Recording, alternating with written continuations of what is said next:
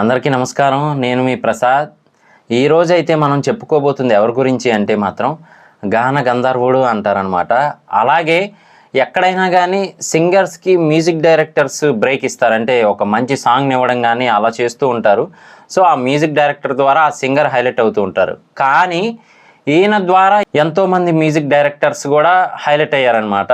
అంటే ఈయన పాడే విధానం కానీ అలాగే ఆ పాటలో లేని పదాలు కానీ వాడి ఆ పాటకే ఎంతో అందాన్ని తెస్తారు. అలాగే మ్యూజిక్ డైరెక్టర్స్ కూడా ఒక మంచి జీవితాన్ని సెట్ చేసేలా ఉంటుంది ఆ పాట. సో మరి ఇంక ఎవరో కాదండి, మన ఎస్పి బాలసుబ్రహ్మణ్యం గారు. సో ఆయన గురించి పూర్తిగా అయితే తెలుసుకోవడానికి ట్రై చేద్దాము. ఎక్కడా స్కిప్ చేయకుండా చివరి వరకు చూడడానికి అయితే ట్రై చేయండి. ఇక ఆ కాలంలోకి వెళ్ళిపోదాం పదండి. మన బాలసుబ్రహ్మణ్యం గారు 1946 జూన్ 4న నెల్లూరు జిల్లా కోనేటమ్మపేట గ్రామంలో సాంప్రదాయ వీరశైవ ఆరాధ్య బ్రాహ్మణ కుటుంబానికి చెందిన శ్రీపతి పండితారాజ్యుల సాంబమూర్తి గారు శకుంతలమ్మ దంపతులకు జన్మించారు. ఆయన స్వగ్రామం మొదట గోల్కొండ పాలకుల అధీనంలో ఉండేది. ఆ తర్వాత 1825 నుండి మద్రాసు ప్రెసిడెన్సీలో భాగమైంది. ఆయన తండ్రి పేరొందిన హరికథా కళాకారుడు. 3 కుమారులు 5 కుమార్తెలు గల పెద్ద కుటుంబంలో బాలసుబ్రహ్మణ్యం గారు 2వ కుమారునిగా జన్మించారు.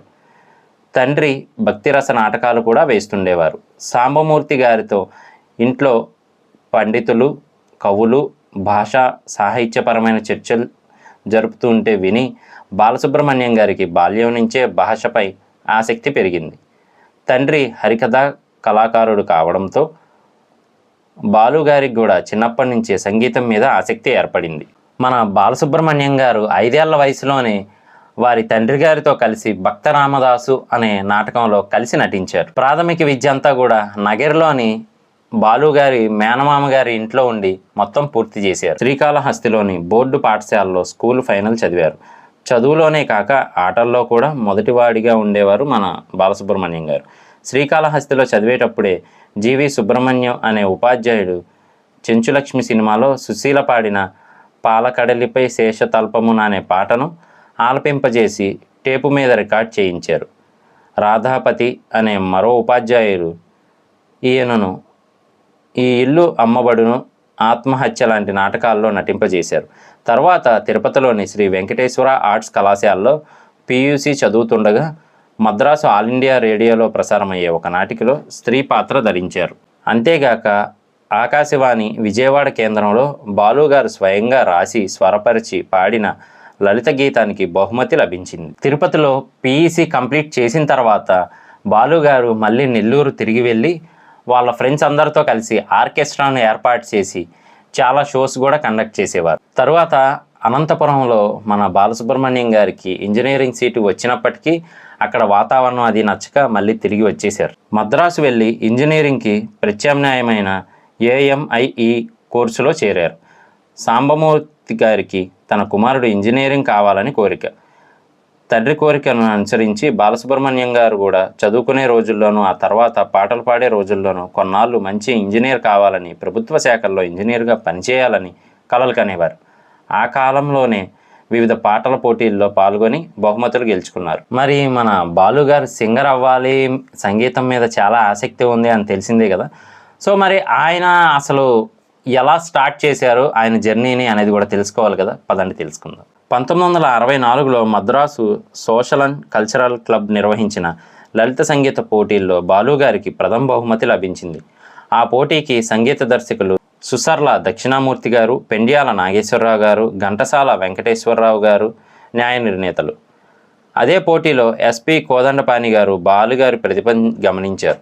సినిమాల్లో అవకాశం కల్పిస్తానని మాట ఇచ్చారు. అలా ఏఎంఐఈ 2వ సంవత్సరంలో ఉండగా బాలసుబ్రహ్మణ్యం గారి చలనచిత్ర రంగప్రవేశం మొదలైంది. 1966లో నిర్మాత అలాగే యాక్టర్ అయిన పద్మనాభం గారు శ్రీ శ్రీ శ్రీ మర్యాదరామన్న అనే సినిమాని తీశారు. అందులో మొదటిసారిగా మన ఎస్పి బాలసుబ్రహ్మణ్యం గారు అయితే పాటను పాడారనమాట. అక్కడి నుంచి ఆయన సినీ ప్రస్థానం మొదలైంది. ఏమీ వింత మోహం అనే పల్లవి గల ఈ పాటను ఆయన పి సుశీల గారు, కళ్యాణం రఘురామయ్య గారు, పిబి శ్రీనివాస్ గారులతో కలిసి పాడారు. ఈ చిత్రానికి ఎస్పి కోదండపాణి గారు సంగీతాన్ని అందించారు. కోదండపాణి గారు రికార్డిస్టు స్వామినాథన్ గారితో చెప్పి బాలుగారు పాడిన ఆ పల్లవిని అలాగే రికార్డ్ చేసి ఆయన దగ్గరికి తీసుకురమ్మని చెరిపివేయకుండా ఆ పాటని అలాగే ఉంచి ఆయన దగ్గరికి వచ్చే మిగతా మ్యూజిక్ డైరెక్టర్స్ అందరికీ వినిపించి బాలుగారికి ఛాన్సులు వచ్చేలా చేసేవారు. మరి ఆయనకి గాయకునిగా జీవితాన్ని ఇచ్చి అలాగే ఎన్నో ఆఫర్స్ వచ్చేలా చేసిన కోదండపాణి గారిపై భక్తితో మన బాలుగారు అయితే మాత్రం ఆయన ఆడియో ల్యాబ్స్కి కోదండపాణి ఆడియో ల్యాబ్స్ అని పేరు కూడా పెట్టుకున్నారు. 1969 నుంచి మన బాలుగారికి ఆఫర్స్ పుష్కలంగా రావడం మొదలుపెట్టాయి.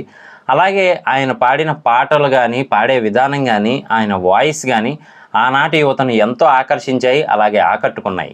బాలుగారి స్పెషాలిటీ ఏంటి అంటే నటించే నటులకు తగ్గట్టుగా వాళ్ళ హావభావాలకు అలాగే నటనకు వాళ్ళ వాయిస్కి దగ్గరగా సింక్ అయ్యేలాగైతే పాటలు పాడేవారనమాట. అందుకనే ఆయన అంతగా అందరికీ నచ్చేవారు, ఆయన పాటలు అందరినీ మెప్పించేవి.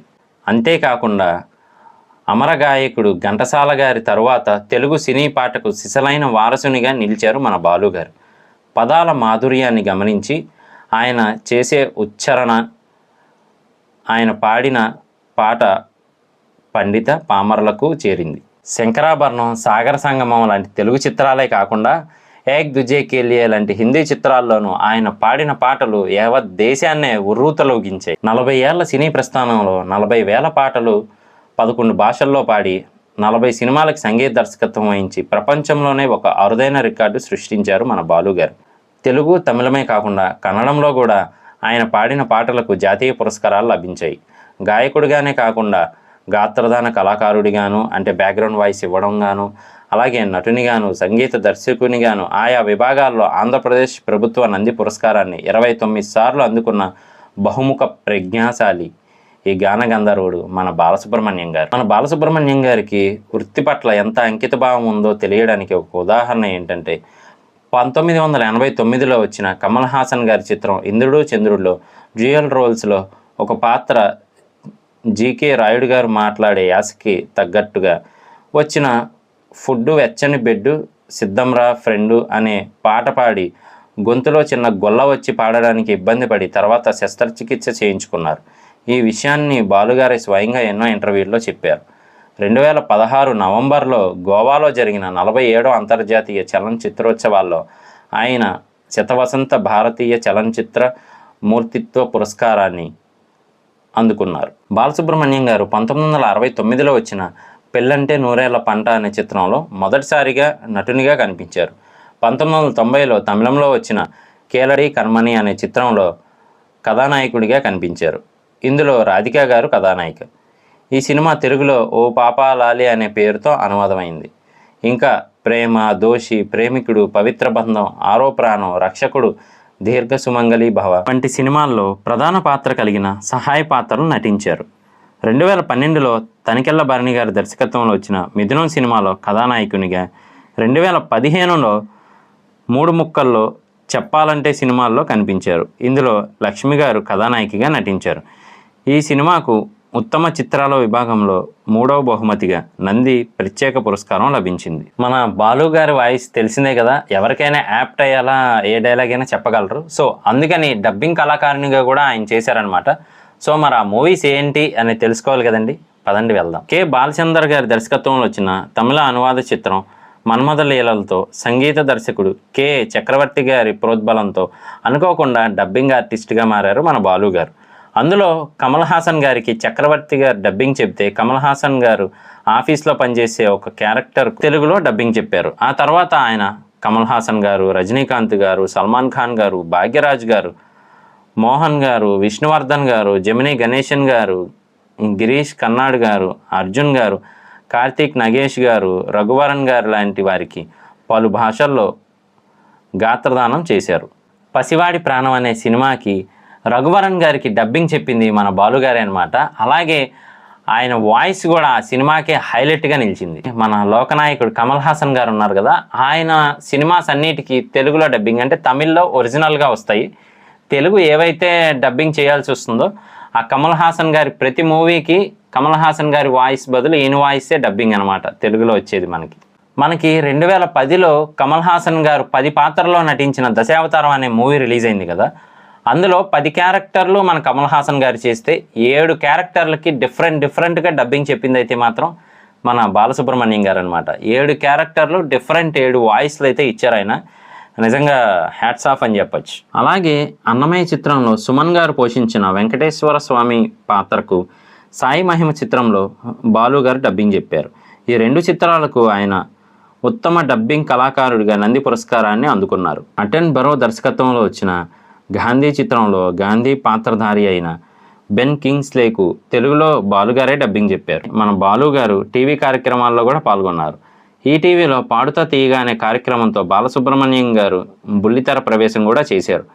అనేక మంది కొత్త గాయకులను ఈ కార్యక్రమం ద్వారా పరిచయం చేశారు. 1996లో మొదలైన ఈ కార్యక్రమం 2020 వరకు కూడా కొనసాగుతూనే ఉంది. మరి బాలు గారి సతీమణి గారు పిల్లల గురించి కూడా తెలుసుకోవాలి కదా.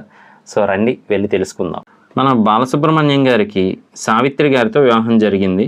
అంటే వీళ్ళ వైఫ్ పేరు కూడా సావిత్రి గారు అనమాట. వీరికి 2 పిల్లలు. ఒకరు పల్లవి గారు, ఇంకొకరు ఎస్పి చరణ్ గారు. కొడుకు ఎస్పి చరణ్ గారు కొన్ని సినిమాల్లో పాటలు పాడి తర్వాత సినీ నిర్మాతగా కూడా మారారు. బాలు గారి సోదరి ఎస్పి శైలజ గారు కూడా సినీ నేపథ్య గాయని.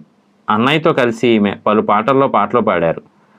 నటుడు శుభలేఖ సుధాకర్ గారిను వివాహం ఆడారు. బాలు గారి తండ్రి గారు శ్రీపతి పండితారాజ్యుల సాంబమూర్తి గారు 1987లో మరణించగా, తల్లి శకుంతలమ్మ గారు 2019 ఫిబ్రవరి 4న 89 సంవత్సరాల వయసులో నెల్లూరులో మరణించారు. ఇంత గొప్ప గాయకుడికి, గాన గంధర్వుడికి పురస్కారాలు రాకుండా ఎలా ఉంటాయి చెప్పండి. మరి ఆయనకి వచ్చిన పురస్కారాలు అవన్నీ తెలుసుకోవాలి కదా. సో పదండి తెలుసుకుందాం. భారతీయ భాషల్లో ఆయన సుమారు 40,000కు పైగా పాటలు పాడారు. అత్యధిక పాటలు రికార్డ్ చేసిన గాయకునిగా ఆయన పేరిట ఒక రికార్డు కూడా ఉంది. ఆయన సుదీర్ఘ ప్రస్థానంలో 6 జాతీయ పురస్కారాలు, 6 ఫిలింఫేర్ దక్షిణాది పురస్కారాలు, 1 ఫిలింఫేర్ పురస్కారం అందుకున్నారు. 1979లో వచ్చిన సంగీత ప్రధానమైన శంకరాభరణం చిత్రానికి ఆయనకు జాతీయ పురస్కారం లభించింది. 2 సంవత్సరాల తర్వాత ఆయనకు 1981లో బాలీవుడ్లో ప్రవేశించి ఏక్ దుజే కేలే చిత్రానికి గాను 2వసారి పురస్కారాన్ని అందుకున్నారు. తర్వాత సాగర సంగమం, రుద్రవీణ చిత్రాలకు జాతీయ పురస్కారాలు వచ్చాయి. 25 సార్లు ఉత్తమ గాయకుడిగా, ఉత్తమ సంగీత దర్శకుడిగా, ఉత్తమ డబ్బింగ్ ఆర్టిస్టుగా, ఉత్తమ సహాయ నటుడిగా నంది పురస్కారాలు అందుకున్నారు. ఇంకా తమిళనాడు, కర్ణాటక రాష్ట్ర ప్రభుత్వాల నుంచి కూడా పలు పురస్కారాలు అందుకున్నారు. 2001లో పద్మశ్రీ, అలాగే డాక్టరేటు పొట్టి శ్రీరాములు విశ్వవిద్యాలయం నుంచి అందుకున్నారు. ఆంధ్రప్రదేశ్ ప్రభుత్వ గవర్నరు రంగరాజన్ గారి చేతుల మీదుగా ఈ పురస్కారాలను తీసుకోవడం జరిగింది. పద్మభూషణ్ను 2011లో అందుకున్నారు.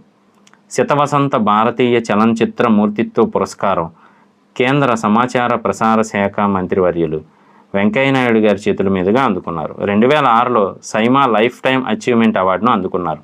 అలాగే 2021లో పద్మ విభూషణ్ కూడా అందుకున్నారు. ఇంత గాన గంధర్వుడిని, అలాగే ఎంతో మందికి నచ్చిన ఆయన వాయిస్ని మొత్తానికైతే కోల్పోవాల్సి వచ్చిందనమాట. అంటే ఆయన మన నుంచి దూరం అవ్వాల్సి వచ్చింది. మరి అది ఎలా జరిగింది ఏంటి అనేది తెలుసుకోవాలి కదా. సో తెలుసుకుందాం పదండి. 2020 ఆగస్టు 5న ఎస్పి బాలసుబ్రహ్మణ్యం గారు తనకు COVID-19 వ్యాధి సోకినట్టు ప్రకటించారు. చికిత్స నిమిత్తం చెన్నైలోని ఎంజిఎం ఆసుపత్రిలో చేరారు. ఆ తరువాత కరోనా తగ్గినప్పటికీ ఇతర శ్వాసకోశ సమస్యలు ఏర్పడి ఆరోగ్యం విషమించడంతో ఎక్మో వెంటిలేటర్ సాయంతో చికిత్స కొనసాగించారు. 2020 సెప్టెంబర్ 25న మధ్యాహ్నం 1:04 బాలుగారు తుది శ్వాస విడిచారు. 2020 సెప్టెంబరు 26న తిరువల్లూరు జిల్లాలోని రెడ్ హిల్స్ తామరపాకంలోని ఆయన వ్యవసాయం క్షేత్రంలో తమిళనాడు ప్రభుత్వం ఆధ్వర్యంలో అంత్యక్రియలు జరిగాయి. కానీ ఏది ఏమైనప్పటికీ కూడా ఆయన భౌతికంగా మన నుంచి దూరంగా ఉన్న ఆయన పాటలు ఇప్పటికీ, అలాగే తరువాత తరాలకి కూడా ఎంతో ఆనందాన్ని కలగజేస్తూ ఉంటాయి. నిజంగా కొన్ని పాటలు వింటే కనుక ఒక పాట ఉంటుంది, కుర్రాల్లోయ్ కుర్రాళ్ళు అని, అందులో మధ్యలో తారారీ రే అని అలాంటి పదాలన్నీ కూడా ఆయనే ఓన్గా క్రియేట్ చేసి పెట్టేవారు అని చెప్పి మ్యూజిక్ డైరెక్టర్లు కానీ ఇతర సింగర్స్ కానీ చెప్తూ ఉండేవారు అనమాట. సో నిజంగా పాటకి వన్నీ తేవడం అంటే ఇదేనేమో అనేలా ఉంటుంది. ఆయన పాడిన పాటలు కానీ, లేదు అంటే ఆయన పలికే గమకాలు కానీ, డీప్ మీనింగ్ ఉండే పాటలు ఎన్నో పాడారు ఆయన. అలాగే రొమాంటిక్ పాటలు కానీ, లేదు అంటే కనుక మంచి ఉత్తేజపరిచే పాటలు కానీ చాలా పాడారు. సో నిజంగా ఎప్పటికీ ఆయన మన మధ్య ఉంటారు. అలాగే ఆ పాటలు కూడా ఎప్పుడూ అలరిస్తూనే ఉంటాయి. వీడియో మీకు నచ్చింది అనుకుంటున్నాను. నచ్చితే కనుక సబ్స్క్రైబ్ చేయండి, అలాగే వీడియోని లైక్ చేయండి. మీ ఇంట్లో పెద్దవాళ్ళకి వాళ్ళకి చూపించండి. వాళ్ళు కూడా చాలా హ్యాపీగా ఫీల్ అవుతారు ఒక మంచి వీడియో చూసామని. So thank you. మళ్ళీ నెక్స్ట్ వీడియోలో కలుస్తాను.